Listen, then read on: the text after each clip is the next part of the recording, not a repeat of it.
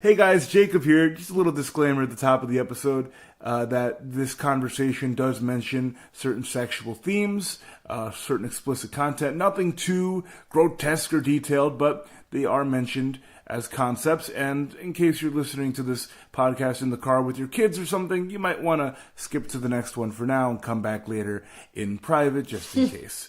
Thank you for listening, and on with the show. I told him about how sex is how you find out you're in love with someone, and he was like, it has nothing to do with love. And I was like, how would you know? And he goes, I love my family. And I was like, yeah, I'm not telling you to go have sex with your family. So then I left. He followed me to the bloody train, and he followed behind me a few steps.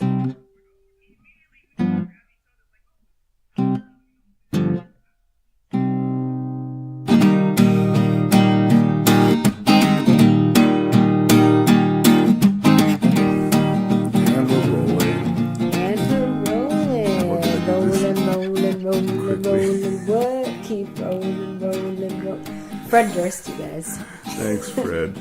You've given so much to music. I know y'all be loving this right here. Oops, we have to bleep that. I want this to be as work-free as possible. That'll be the one. It's 1 a.m. We'll do like a squawk. Y'all be loving this. There's a couple bleeps in this episode. There's quite a few. Yeah. Well, LIMP. Biscuit is right here. I'm proud to only know like one Limp Bizkit song. I'm proud to know a lot of the lyrics. Chocolate Starfish and the hot dog flavored water. I straight up don't know what you're talking about. That's the name of their album. And I'm proud to say that I have no idea what you're talking about. Rollin' My Way? No, I know the song My Way. I don't know the name of the album. Well, now you know. Chocolate Starfish and the hot dog flavored water. That little portion of my brain could be used for so many other facts, like one kung fu move, or like a birthday I can never remember. A birthday? Maybe like a little bit of information like regarding physics. Yeah. And now I know the name Yeah. Now I know the name of a Limp Bizkit album. Now you know. That's good. And now you guys know. Welcome to I'm Trying, guys. The show where we're always learning, because learning is the way. You know, you learn by making mistakes. In the words of Miss Frizzle, let's make mistakes and get messy. I'm Jhanelle Dennis. I'm Jacob Durrow, and I have no idea what's going on. We're so glad you're here. Welcome to episode, I want to say 9. I think this is episode 9. I thought it was 10. I've been telling people that it was 10 No, tonight. I think it was. Well, I think it's 9. I think we have over 10 episodes recorded. Editor Jacob here. This is the 10th episode. Back to the show. But I believe this is the 9th episode that's to premature. be released. That's premature, which makes sense because I was a premature baby. By how long? 2 months. That's like... I wasn't supposed to be born. We talked about this Oh, on yeah. the No, well, you mentioned you were a miracle baby. I didn't know it was 2 months. I never said I was a miracle. You said Everyone the word. else around me said. You said the words miracle baby. No, I said my mom and all the doctors, 4 different doctors, said I was a miracle baby. I don't self-identify 2 months as a miracle. I think you're a miracle, Jhanelle. 2 months? That's 2 months. Yeah, I was supposed to be born September 12th or September 11th. I was born July 17th. That's like major. Were you like in one of those like glass kind of fish, oh yeah, actually fish tank things? Yeah. Well, my mom got really very very very sick. She got preeclampsia, a birth condition. You know, a lot of people died during childbirth. It was like one of the number one things people died in childbirth back in the day. Essentially kidney failure. Wow. And so that happened, and my mom also told me something recently where she said, because I guess this may be too much information, so we can cut it out if we need to. I don't think we're going to. I don't really care. But my mom and my father, they were best friends for a while. They weren't planning me. Surprise. Four different doctors in Jamaica told my mom she would never be able to get pregnant because with her something going on with her uterus and ovaries. She never had her period ever. Ever? Well, she had it like maybe a couple times a year, like Wow. 3 times, not every month, like 3 times a year or something. She had a seasonal period. That's the miracle right there. Yeah. Wow. Like the eggs just weren't coming out. Dang. So she 4 different doctors told her she wouldn't be able to get pregnant, and so her and my dad, who were, you know, friends and then more than friends at a point, were doing their thing, and she found out she was pregnant, but like kind of further along down the line, and she'd been taking this medication, and afterwards she found out that the medication you shouldn't be taking while pregnant, because the number one side effect was that if you're pregnant, your baby will be born without limbs. The number one side effect was that if you're taking this medication while Well, pregnant, very your specific. baby will not have limbs. That's what she told me. Not like narcolepsy or like No, not like dizziness or and nausea. No, we're skipping right to limbless If you're babies. pregnant, no fingers, no toes, Oh my god. no digits. forearms or calves. Oh my lord. Just come out looking like Rayman? Like, what's going on? Yeah. So my mom found out. My mom was already horrified. She's like, "Well, I've been taking this medication every single day," and here's what she told me recently too, just in the past week, that when they did the ultrasound, so when she finally found out she was pregnant with me, they did the ultrasound. Apparently, I would hide everything in the womb, very secretive. So You really would keeping on brand as I am right now. What? I would hide, so they couldn't tell what gender I was. You were you just like covering up your crotch? I was covering up where you could see if it was a boy or girl, covering up that, and you couldn't tell if I had fingers because I was hiding my hands. This is so on brand for so me. strange. Okay. It's so me though. Is like it? surprise, like just. You never I feel struck like- me as secretive. I don't know. Are I you don't know. secretive? I feel like maybe it was like a whole joke. Like for me, I knew my mom was subconscious about that, so I'm like, let's give her the surprise of a lifetime. So Oh my my mom and the gosh. doctors, they didn't know if I was gonna have any like they couldn't tell fingers or like a little baby genital Malfunction. yeah. So they didn't know that, and then my mom got very sick, and she was in the University Hospital of the West Indies, which is it's a hospital in Kingston, Jamaica, but also a student. It's they had their medical students there. So my mom was such a special case that they had all these students just surrounding her bed all the time, Wow. and they pretty much briefed these students that this woman may die and the baby may die. That's what they prepped everyone in our family for. Whoa. They said that someone for sure was going to die. Wow. Probably is going to be the baby, but maybe also the mom. Oh my god. And so, like, my mom just got used to, like, don't expect this baby, but just, like, be happy for your life. So my mom was just, like, so in and out of it, drugged up on stuff and just preparing to die. They had a priest read her last rites. Oh my god. So my mom's birth story of me was that they said, okay, she wanted to complete kidney failure, and my mom is like very, very fair skinned, very like complexioned. Her body was poisoned at this point, so she was her skin had turned dark Wow. because her whole body, like her It wasn't kidney processing working. anything, yeah. So she was poisoned, and her blood pressure was through the roof. Everything was through the roof. And so they said, she's going to die. We need to take the baby out because the baby is what is, it's like our MacBooks, our 2012 MacBooks. You know, the new MacBooks have eight gigs of RAM. We have 4. And so that was like having a baby. Sure. Let's go with it. That was a reach in terms of a metaphor. Anybody that works at the Apple Store, you know what I'm talking about. Help a girl out. So we had this extra RAM, which was me as a baby. And so they read her last rites. They had our family come. My grandpa came. He was living in Canada at the time. I think my grandpa flew in. No, he didn't get the chance to fly in yet, but he was worried sick from Canada. All of like her siblings, my uncles in there. My dad came, which they were kind of relationship wise. It's complicated at the time. Okay. He actually came, and so my mom's recollection of the birth was that they pretty much prepped her that, this could go either way, but don't expect there to be a baby. We just want to be realistic. Yeah. So Mom's like, okay. And my mom said at that point she'd kind of given up and she was ready to die, which is very bleak. Oh, yeah. But also, I'm also ready not to not have a baby, but she really wanted a baby. And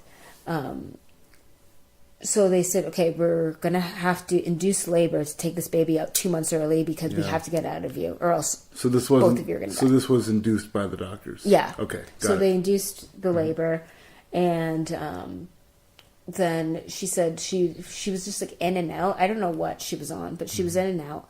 And then she woke up at one point and felt like she needed to use the bathroom. Like she needed to take a poo. I don't like where this is going. She needed to take a poo. Okay. So she calls them, and they go and put a bedpan, because she'd been, that's what she'd been doing. Yeah. They bring a bedpan. She's like, no, it feels heavier. She's like, I don't know if it's the bedpan. She's like, nurse. And they come, and so it was a student doctor that first came with the bedpan, a male student. Okay. Male student doctor. Sure. That came or male student nurse comes with the bedpan, and then she's like, no, I don't know, there's something, it feels weird, there's something else. And he didn't look under her gown, because, I don't know, maybe he wasn't allowed to. So they get another nurse, and then the nurse comes, lifts up the gown, and goes, oh my God, the baby is, the head is coming out. Oh my God. So they're like, the baby's coming. So they rush in, they get everyone, and they're like, okay, you're going to need to push. And Mom's like, I can't. Wow. I can't. She was so weak from everything. She's like, I can't. They're like, you have to, just pretend it's a bowel movement and you really need to strain. And she's trying and she couldn't. So then they physically push her head down into her chest, and she blacks out. And she doesn't remember the birth. Wow. So she just remembers her head being pushed down into her chest, blacks out. She comes to, and she's groggy, and they say, okay, can you count, how many fingers am I holding up? She says, 3. Okay, can you count how many people are in the room? There's 4. She goes, 1, 2, 3, 4? Because the 4th person was holding me, but my mom's recollection at the time, and this is the new element to the story that I didn't know. Okay. For 29 years, I never heard this. She's claimed she told me. I'm pretty sure she never told me this part. Okay. My recollection was that she blacked out, and then 5 days later, my dad came and was like, oh, she's alive, and she has so much hair and black eyes. Come see her in the incubator. She's 3 pounds, and she's struggling to breathe. Gosh.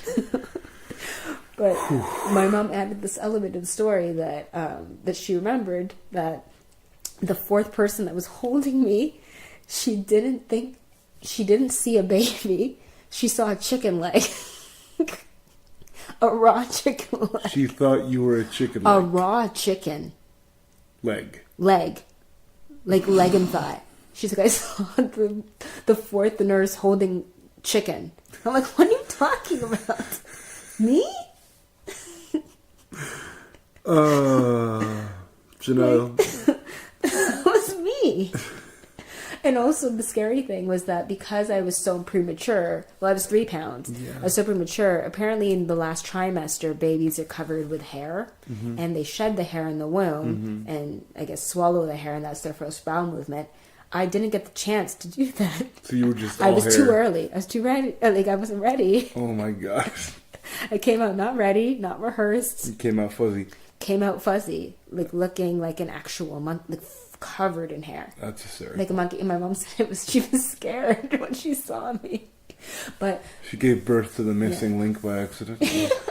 But before that, when my dad came, he's like, oh, we have a daughter. And she's like, oh, wow. And my mom's first question, does she have fingers and toes? Mom's like, and my dad's like, 10 fingers, 10 toes. And then she saw me, and then I'm like struggling to breathe in an incubator. But I'm okay now, guys. And even if I weren't born without limbs, I would still be okay. But was a wild ride. Yeah. And also, like, I don't know whether to be offended that my mom thought I was chicken. Like, To be fair, she'd been through a bit. she'd been through a lot. Like, she thought we were both gonna die, so I think waking up and being like, 1, 2, 3, chicken? Hey, Was man, probably the best outcome. Because even if it wasn't a baby, that would be a nice... Hey, a chicken? Like, Yeah. 1, 2, 3, the nurse bought me chicken? that's a nice Cool. consolation prize. Yeah. Also, KFC in Jamaica is the best. I'm not KFC, though. I'm JD. Anyways, Wow. that's insane. You are a miracle, and I'm not going to claim it yet, but I think Thank you. I think it's fair to say. On today's episode, we have the wonderful comedian Katie Boyle, who is Katie. She's delightful, and she was great to have on the show. She currently co-hosts a podcast with Des Bishop, a popular Irish comic. They're both popular Irish comics. both popular Irish comics. And the shift is it's nothing like I'm trying from what I know. It is An Irish podcast about sex and and dating, dating. but from an Irish perspective, which for anyone who isn't... I have quite a few Irish or friends from Ireland, and it's a very different culture in terms of dating and that stuff over there. Very more conservative.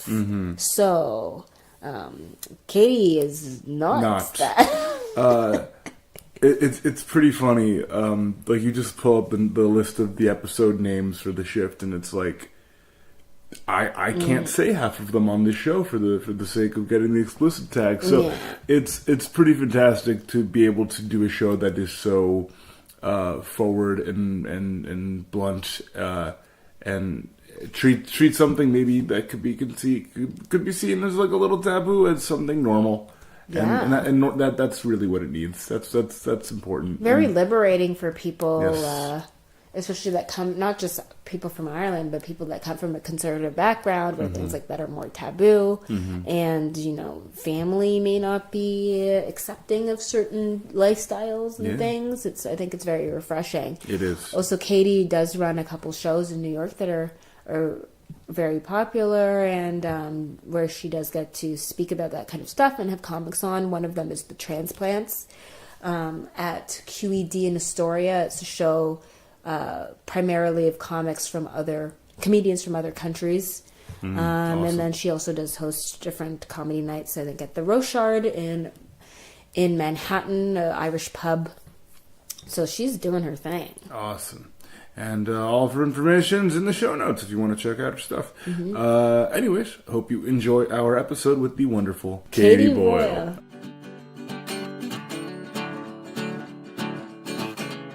When I first came over here, I came over here to be an artist. Oh yeah? And that kind of turned out to be a bit of a disaster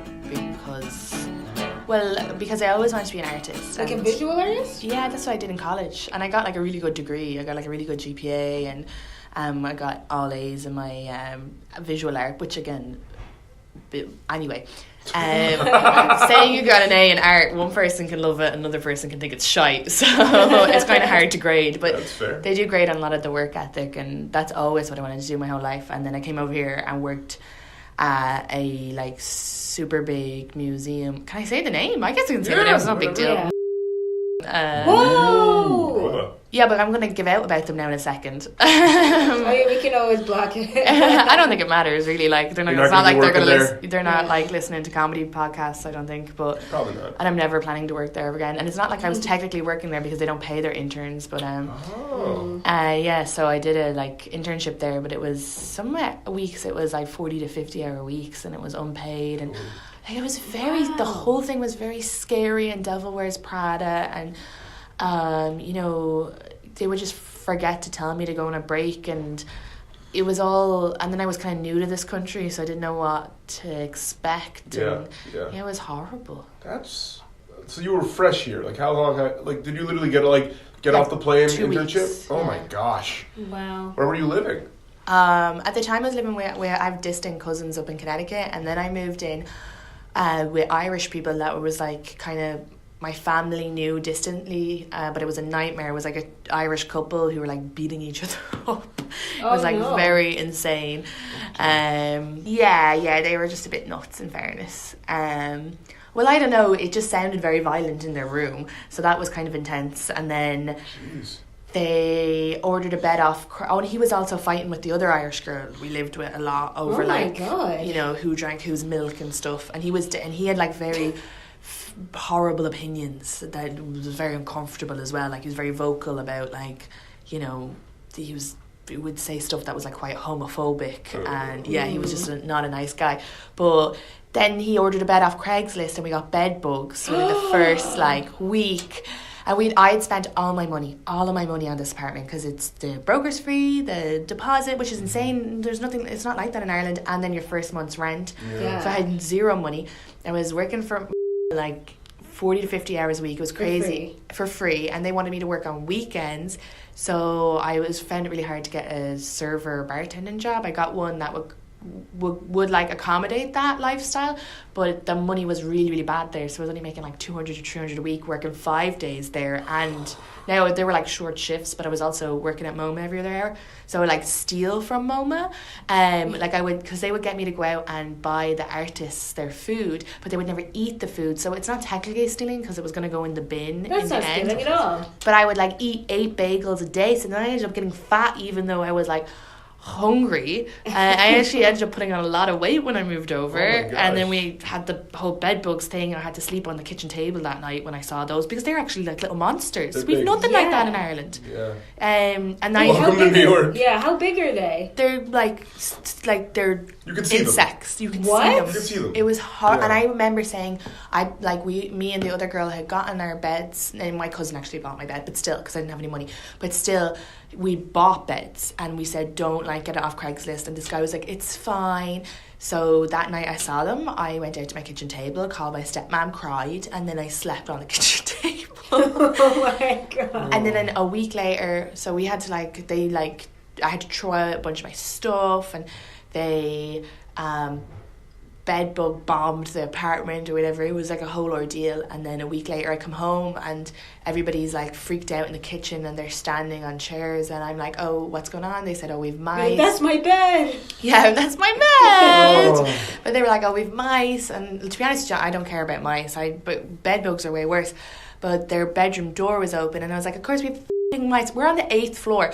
Mice had to crawl up here to get up here because they had pizza boxes. There was at least 5 of them on the floor, and like trash and food, and oh my god, I was like, yeah, of course we f***ing mice. Oh, sorry, we're not meant to curse. I can believe it. You're good. Thanks. Of course we bloody mice. That's much better. Much better. Oh, but it was a nightmare. And then the internship, the woman was really mean, and she was like, because it was like I have a visual art degree, which means I made art. I never said that I've any sort of... You weren't a historian by any means. Yeah, like I created a few exhibitions back home, but definitely my degree did state that, and I video edited a lot, so I kind of wanted to do that part of it, and that was great. I got to do a lot of video editing and videography, and they were very happy with that. But I remember like one of the first days I was working there, she asked me to apply for a beer license, and then she just walked off, and a few hours later she came back and gave out to me because I was still Googling how to apply for a beer license,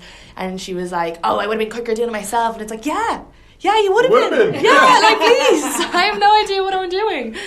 And then she asked me to go pick up her cat once, and her cat, this is a few months into it, and I went to pick up her cat, but he was getting a haircut and had her credit card, and it was a $200 haircut for a cat, for the bloody cat. And I was so mad because I was like, they weren't even paying for my Metro card.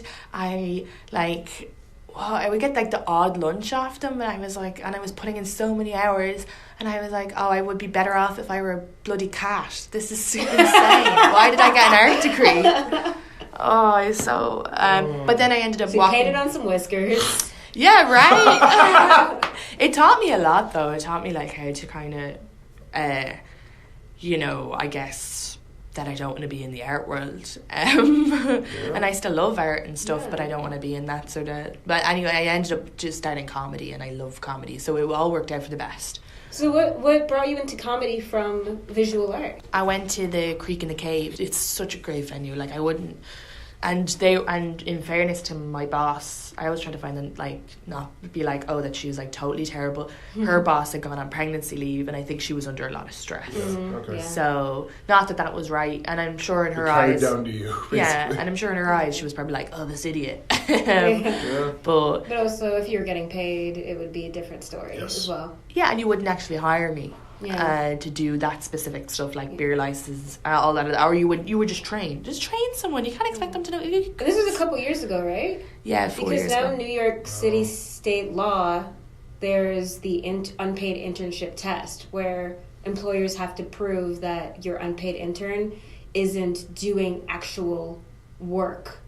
That it's more of a vocational learning capacity. And I'm sorry, we were doing work, we were setting up stages, and that's why some of the days would be like 13-hour shifts, because we were pulling stages apart, pulling them together, and running around after artists, and like, you know, serving them, getting them all their food and looking after them, and like sending out emails. I got in so much trouble because I sent out an email that wasn't like BCC, but I didn't know BCC was a thing. Again, you got someone who, I can build a room, I can do it all now, but so I did learn a lot for then producing comedy shows, but I guess that is an interesting skill transfer. yeah, completely, Yeah. because, you know, we were holding events. Now, they were art events, but all of that stuff, like just how to set up a room, sending out promotional emails, posters. So even though, and I learned the hard way, because when you do it wrong, you're not going to do it wrong again. Yeah. So, you know, it's just bad for them, but good for me.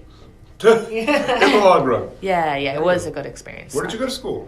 Dunleary, IAGT it's called. All right. I know one art school in Ireland. That's all I know. Yeah, people do that a lot about Ireland. Where are you from? They only know Dublin. Yeah. You don't sound Irish, your accent, and it's like there's like a million accents. Yeah. Even Irish people say that to me sometimes, but anyway. Whatever. But yeah, it's just like, there's, Fair enough. So you walked to Creek in the Cave and Yeah, you got up. I didn't get up on a mic. There was a show, a monthly show, and an audience member can get up and tell a joke, and I did. And then the guy who was running it was like, everybody else who's like audience members is actually open mic comedians. The audience members never get up, and he was like, oh, have you considered doing this? And then I was like, okay. Oh, wow. That's awesome. Yeah, but I love it. I mean, yeah, clearly you're still doing it. Yeah. There you go. And you produce a lot of shows now, right? Yeah, A couple a week. Yeah, well, one of them just got cancelled. Oh no. Yeah, the one you did. Oh, But sorry. Yeah, it's because they were like, remember when Jhanelle? Well, I knew it was coming, but we've had that one for a year. I've had it for a year, but it was just not good for comedy. You did it. There's not a setup. We're standing on chairs. Yeah, I didn't It's know just- that you could stand on the chairs. I'm like, how is everyone so tall? Yeah. Well, yeah. I didn't so see a stage. and it was a lot of stress for me running it.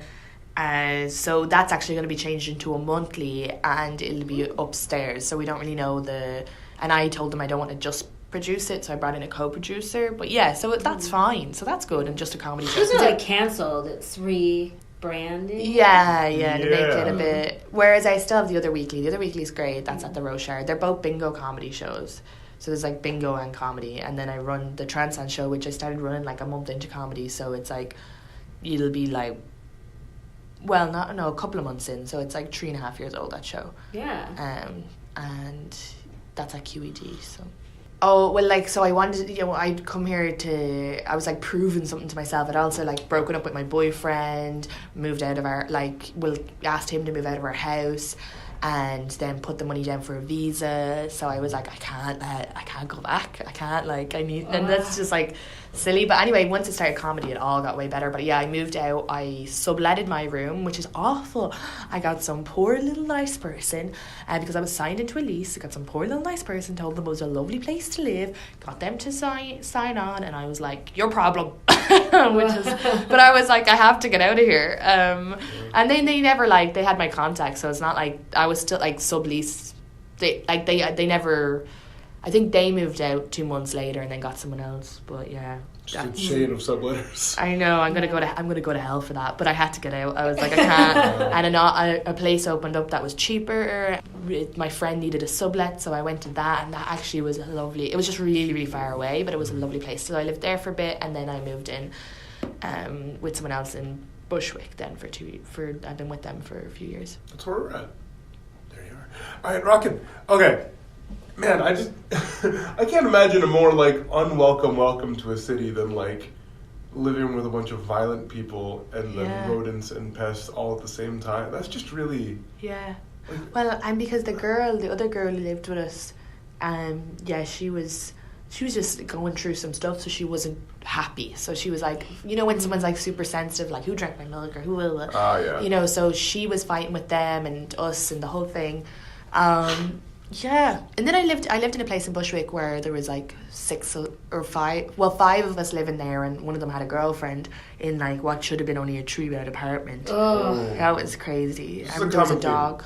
And there was a dog? Yeah, but that's just like you're poor here. It takes on. I'm only now. I feel like I have like a bit of savings and I'm financially stable, but like this country. Oh my God, it's like, The pets are living well. There's a theme. The pets are living well. This bloody dog would bark all of the time, and he was such a nice dog. He's a lovely dog, and he's actually dead now, so God rest his soul. R.I.P. But don't mean to bad talk the dead, but but like he would, and it's awful, and I would never wish for the dog to pass away. But I've slept so well the past few months just because I'm such a light sleeper, and that's my issue. But he would also, well, actually, to be honest with you, even a heavy sleeper, he would bark at everything, and it was like a high pitched bark. So like he'd hear a noise at 4 a.m. and he'd be like going nuts. And he was such a loving animal. But like it's hard to have animals in apartments in New York. Yeah. I'm always baffled when I'm like walking around Bushwick or anywhere in Brooklyn, honestly, and I see like some great mastiff or like a husky, just like these big dogs. Like, where do you live? Yeah. Because even our neighbour's dog now, we're in a new apartment, and that's the other thing. The neighbour's dog will kind of set him off, the poor thing. And now the neighbour's dog just barks as well by itself, and it's just like, I don't know. Yeah, it's hard. It's just. Yeah, it's hard. It's hard to have. You're like, go find a farm somewhere. Honestly, get a yard. But they're so having animals is so lovely in regards to they're such great company. Like I feel so bad for our place just because the dog was lovely company. Like, you know, the poor thing. God. Anyway.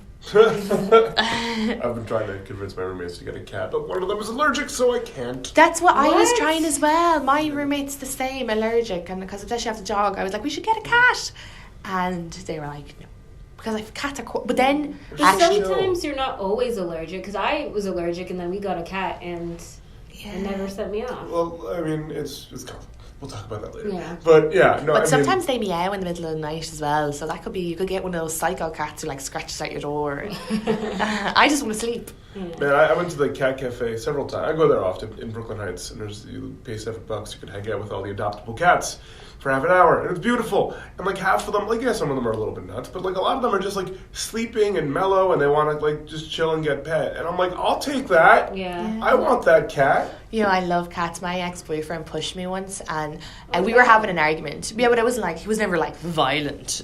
Well, I guess it depends on what your definition of violence is. But yeah, we were having like a fight, and he pushed me, and my cat like skidded him, like, you know. Oh wow! And then he shouted at the cat, and then a few minutes later, the cat did a big like poop. Sorry, I have to say poop because it's clean. That just isn't naturally what I would say, so it sounded really forced. That's why I'm not having kids.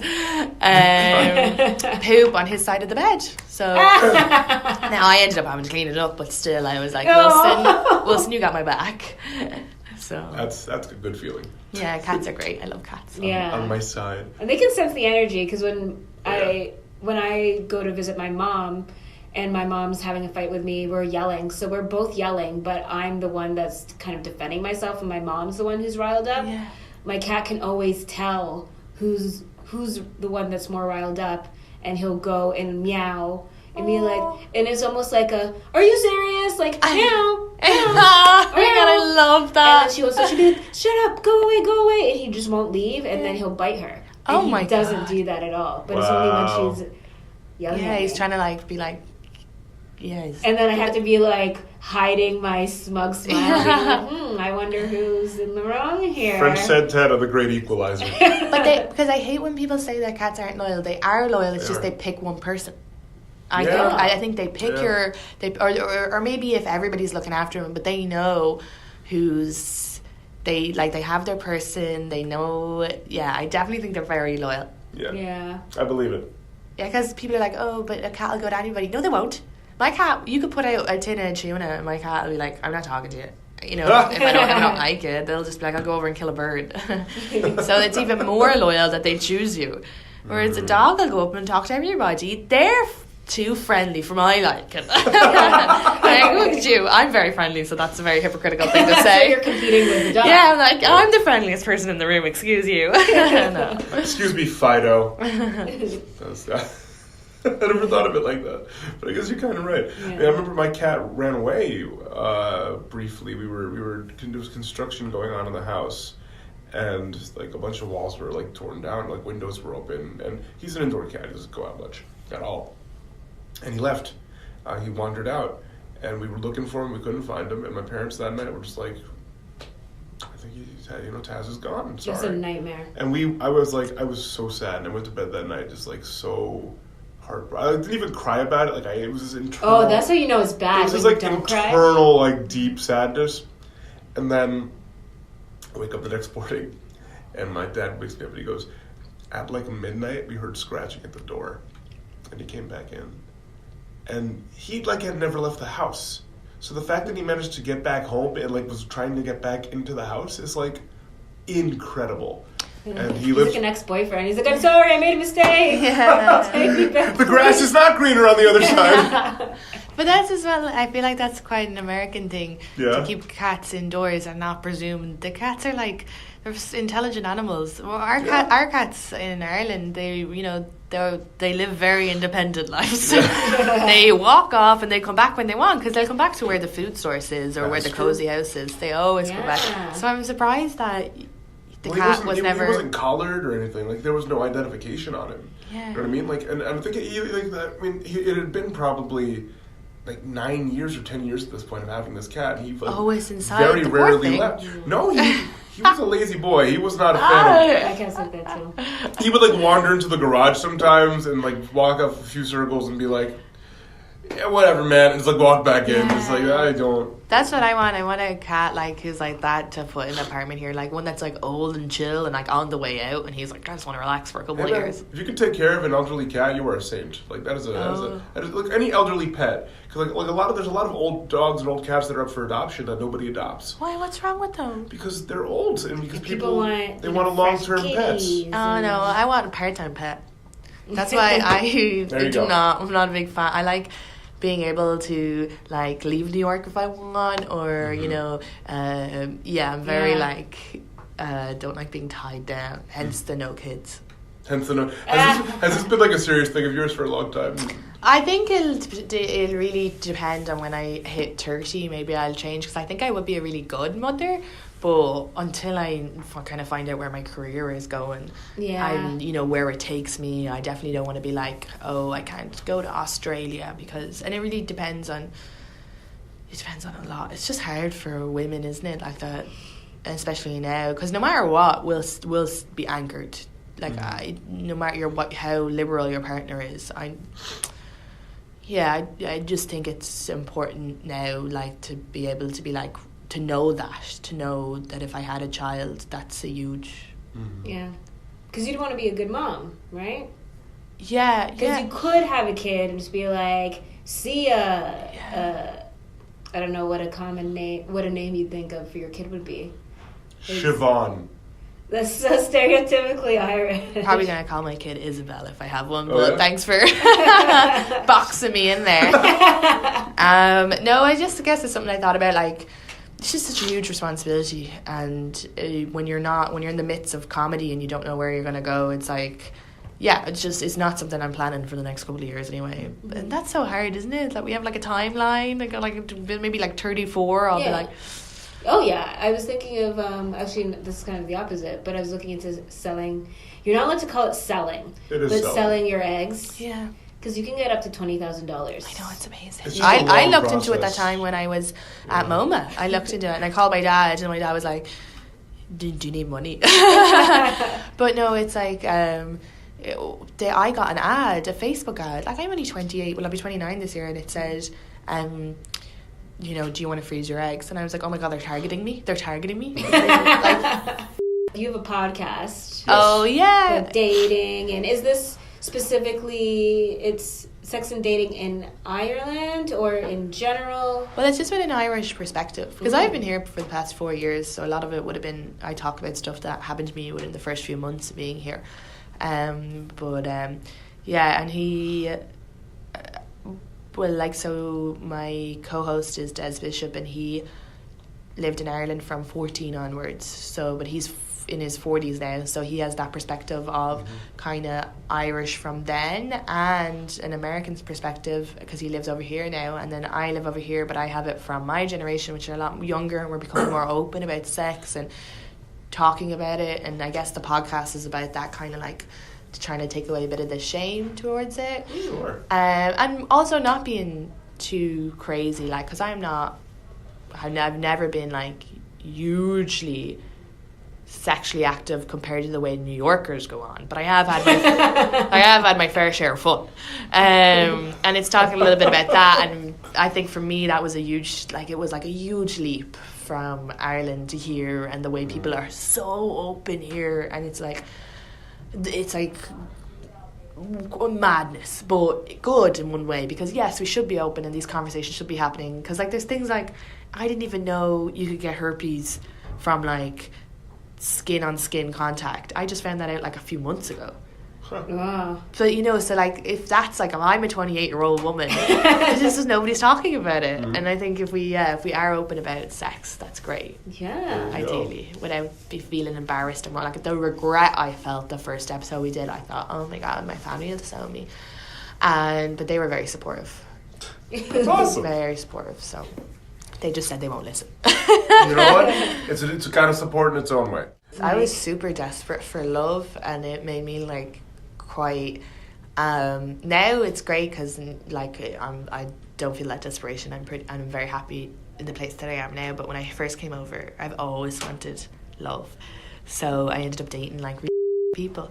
Oh, I still have to keep cursing. I'm so sorry. It's really okay. terrible No, people. it's fine. Thanks. But yeah, so I guess I have one story that I always go back to.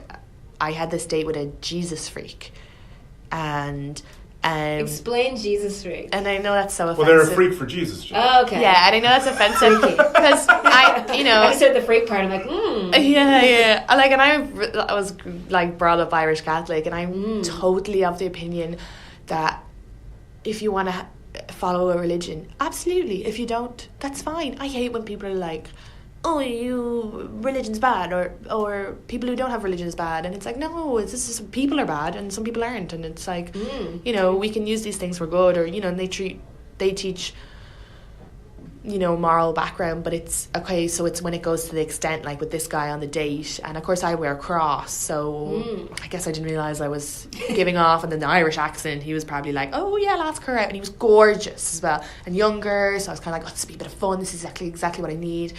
And then he just kept asking me if I have faith, and he was talking about Jesus and the Lord, and he talked about the planets, and I don't know why the planets have anything to do with Jesus. It's just like, oh my God. Don't you remember in the first? I know, I was like, I must have slept Jesus on the through moon. that. Jesus on the moon! People think it was Neil Armstrong, but I'm It was Jesus. gonna cut that out, and I'm not gonna put it out there because we need to save that idea and make the movie. We need the rights. No one else can steal that idea from us. That's ours. good thing. Yeah, well, I already wrote this date into my pilot, because it's just like, I think it's just so bizarre, but Yeah. So he was getting the signals from the cross and your accent, and yeah, then and he put it in out there. fairness, like, I wear my cross because my father gave it to me, and I just don't think about religion that much. But again, if I went home and they asked me to go to mass, I would. Yeah. So it's like, but it's just, I'm not. That's a nice necklace. Yeah, and like he kind of started asking me if I had faith, and I was like, I don't really know what's going on up there, and I kind of gave that opinion, and then he was like trying to shove faith down my throat, and then he started to tell me, oh yeah, he told me he has OCD. I can't even remember how it got to this, and then he said he overthinks a lot, and then he said that he doesn't really like people, and which is like a weird thing to say to a person. On the first To day. a person. The first day. Yeah, you're right. To any person. I don't like people. I was like, I like him. I like him a lot. And then it got to the point, I said, I kind of think maybe you should go to therapy for a lot of this stuff, because sometimes I can be too empathetic, and I was like, I felt bad for him, and he was like, I've tried therapy, and is it, like, I guess because you're saying that, is it bad that I'm like telling you all of this stuff? I just thought it'd be good to let you know what you're getting involved in, like, and he said something like, I see things people don't see and stuff like that, and I said, I was actually like thinking you're like, Sherlock Holmes, where he's like, anyway. But then I was like, yeah, no, I don't think it's good to tell this stuff up front. Like, I think most people kind of like hide it for a little while. And It's a gradual thing. He didn't find that funny at all. And then I was like, look, I'm just saying, like, small talk kind of date is very important. It's okay to be like, how are you? And because I don't know you yet, and I don't need to kind of stay here, and it's actually quite unfair for you to put your problems on me. This is the first date, and this is like the bitter New Yorker in me, I guess, coming out. And then he was like, and I wanted to be like direct and honest, and he was like, oh, sorry, I just don't date a lot, I haven't had a girlfriend before. And I was like, okay. And I was like, have you had sex before? Because I was like thinking Jesus freak, all of this, and he said no. And I was like, this explains a lot. And I was like, you probably don't have OCD, and you probably don't have all that other stuff. You probably just have to have sex. And like, obviously I was gonna have sex with him. You're like, now we're married. Yeah. Well, I was like, I don't know, I started thinking of those people who kind of go and kill people, and I was like, someone needs to have sex with this man, because like, You're like, steam you to let off. It's such a healthy, and he had such an unhealthy view of sex, and I was like, why am I here? Why did you ask me on a date? And he goes, because that's the thing people do. Like, I want to get married and I want to have children, but I don't want to have sex before marriage. And then he was like, sex is dirty, immoral, and it should only be done for reproduction. And I was like, well, my stance is that's the last reason it should be done. So you need to kind of realise that this will never work out. And you guys had this whole conversation on the date. Yeah, and it was after a comedy show, so it was in the back room and there was nobody else there, and I was ironically sitting on a pew, trapped by the table and the end of the pew, because those things have like a corner, and he's sitting at the other side, and the only way really if I wanted to run would have been to climb over the bloody table. But then I said it to him, I said, look, I'm a comedian at night, and I do shows most night, and I work, at the time I was working 6 days a week, and I said, I just wanted to have fun, I don't have the energy, I'm sorry, I'm out of here. And he was like getting kind of upset. He was like, and I was like, no, like, I'm just, oh no, I told him sex was good because I felt bad. Oh yeah, I forgot this. I told him about how sex is how you find out you're in love with someone, and he was like, it has nothing to do with love. And I was like, how would you know? And he goes, I love my family. And I was like, yeah, I'm not telling you to go have sex with your family. So then I left, and he followed me to the bloody train. And he followed behind me a few steps, and he was like rambling on. So even after he knows that your views do not align at all, he's still chasing you. Yeah, well, and I'd say it's the first person that ever bloody listened to him. So I think that's kind of... And then I'm like walking to the train and still trying to be polite so he doesn't murder me. And it's so hard as a woman. Notable reason. Oh my God. And then he says, I just want to go to heaven one day, Katie, that's all I want. And why doesn't he show me a sign? And I was like, look, maybe this is heaven. Because you're like, what do we know? And he got really mad at that. Maybe as we're walking into the subway. Oh God. The MTA would love you right now. Maybe this is heaven. Well, and I love New York, so for me it is like a sort of a heaven. And my life is very good, like bar the disaster story, but like for the past 3.5 years my life has been very good. But so you didn't take that well? No, I didn't. The subway came, we got on a train, and yeah, like ironically I'm like praying he won't murder me, which is maybe God did send him to send me back on the right path, but I was like, I started talking about masturbation then. I don't even know why. I was just like, maybe, do you ever masturbate? And he was like, no, it's disgusting. And I was like, you sound like you have a lot of pent up. You need to go home, Seriously. masturbate, and really open your sex.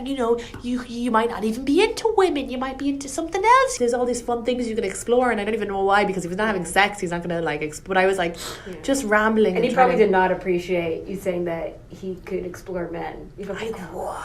And it's not even, I just was like trying to be like, oh, look, like these things, you don't know what you're into if you haven't even had sex, and you need to kind of, oh my God. And I was like, but it's true. That's how you find out what you're into, by being with different people. Yeah, and like masturbate. But anyway, so he tried to get off the train. Oh no, my friend texted me, and he looked at my phone and it said Graham, and he was like, is that your boyfriend? And I was like, oh my gosh.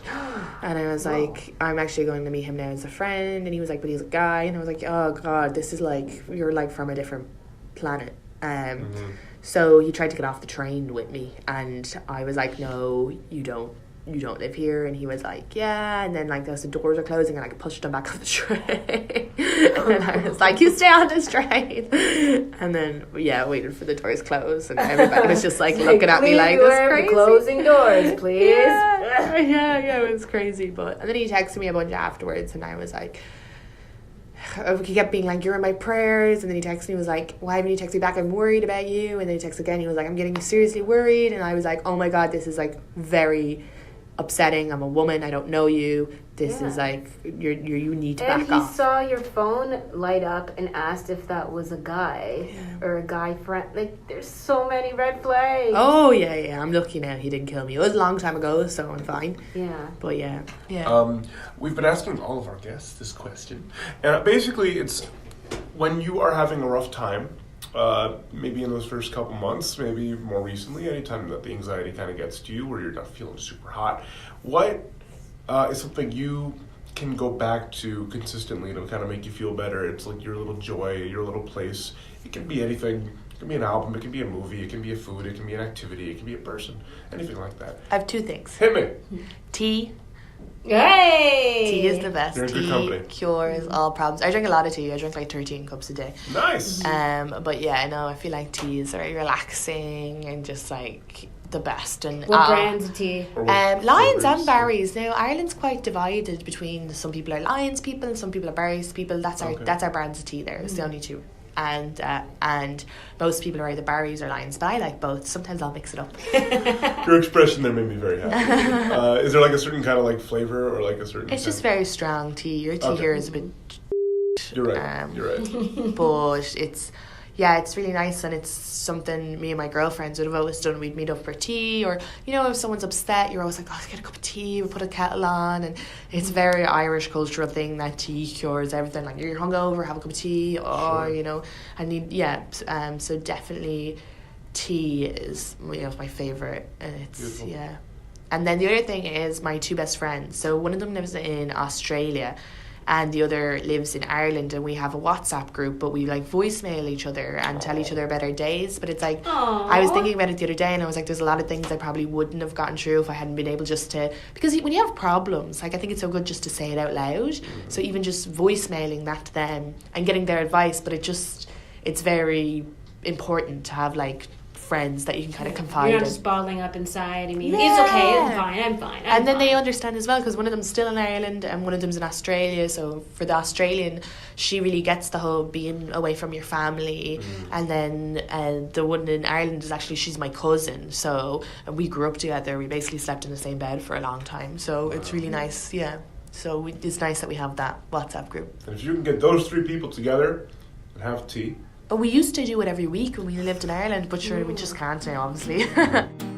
All right, everybody. Follow Katie on Twitter and Instagram at Katie Boyle Comic, and learn more at katieboylecomic.com. And if you enjoyed the show, please leave us a review on iTunes. It helps word about the show spread like a STI. Oh. That was the choice. It was on theme. You're right. I mean, not that any of us have it.